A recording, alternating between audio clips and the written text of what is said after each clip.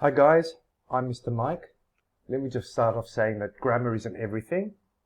I know, but it's the basis of proper English, and that's why I'm making these videos, to make it easier on you so you can come to class and experiment and write more and talk more, and that's where all the good stuff's going to happen. So, how do you feel about the tenses? Let's just quickly, briefly talk about them, and then I'm going to get you to go over and take control of the tenses once and for all.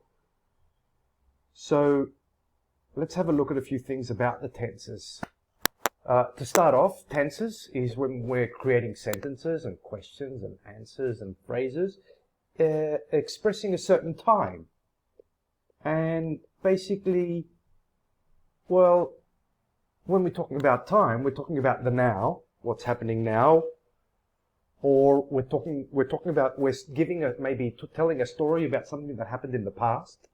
So we've got the past as well. And we also make predictions about something that might happen or will happen in the future. So basically there are three: the present, the now, the past, the then, the yesterday, and the tomorrow, the next day, the following week, the following year, the future. Present, past, and future. So if I had to draw a timeline of life, way back on the left-hand side, I would have you being born, and that's the past. And if you want to talk about something older than the past, not reflecting you, the past goes back into a really long way back, or you could go back to the last, 1 second. Then we have the present, which is now, and obviously, towards the right, I will draw the future. Future could be like in 5 minutes, could be in like a year, could be in like 10 years, so on and so forth. So, if we only have 3 tenses, why do we have so many grammar rules? What's the difference in each tense then? Well, what actually changes in time is the aspect of time.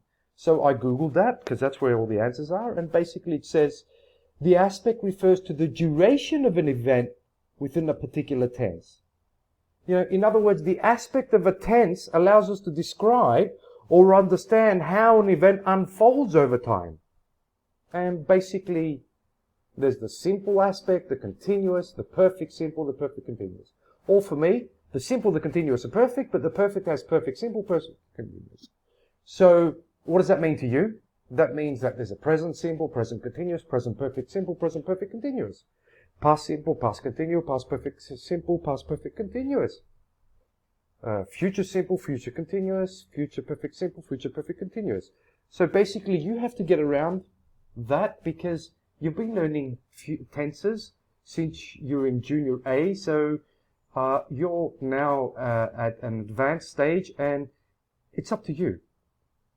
So let me just ask you something. If you could go back in time, what will you say to yourself that would have helped you learn these tenses? Would you actually say, hey man, sit down and learn the rules once and for all and make it easier in your life as you're growing older? Would you say, talk more, speak more, write more, express yourself in English more, and you don't have to learn the tenses? What would you say? Think about it, and we'll talk about that when we get together.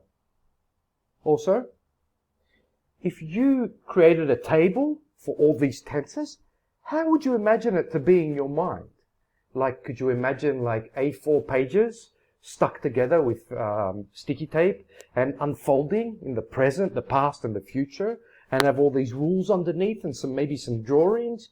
Could you imagine like one big A3 drawing with like sketch notes?